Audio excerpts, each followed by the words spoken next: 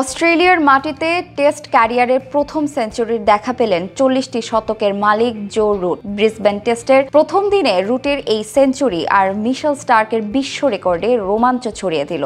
দিবারাত্রির টেস্টের প্রথম দিনে 9 উইকেটে ইংল্যান্ডের সংগ্রহ 325 রান।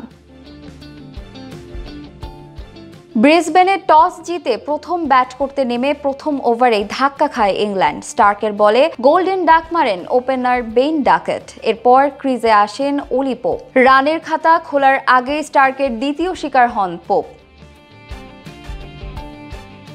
5 রানে 2 উইকেট হারিয়ে বড় হোঁচট খায় স্বাগতিকরা। এরপর তৃতীয় উইকেটে 152 বলে 117 রানের জুটি গড়েন জ্যাক ক্রলি ও রুট।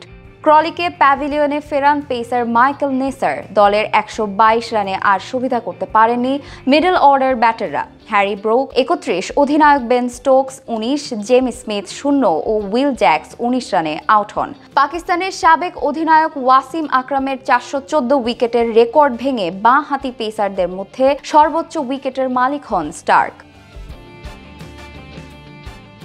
65তম ওভারে জ্যাক্স ফেরার পর 40তম সেঞ্চুরি টেস্টে ক্যারিয়ারের পূর্ণ করেন রুট, যা অস্ট্রেলিয়ান মাটিতে তার প্রথম সেঞ্চুরি। এরপর 67তম ওভারে জোড়া উইকেট তুলে প্রথম দিনে ইংল্যান্ডকে সাজঘরে ফেরান স্টার্ক। এছাড়া 10ম উইকেটে জোফরা আর্চারের সঙ্গে 44 বলে 61 রানের জুটি গড়ে দলকে 300 রান অতিক্রম করান রুট। এটি দিবারাত্রির টেস্টে প্রথম উইকেটের সর্বোচ্চ রানের জুটি, যা নিউজিল্যান্ডের টম ব্লান্ডেল ও ব্লেয়ার টিকনারের 59 রানের রেকর্ড ভেঙেছে।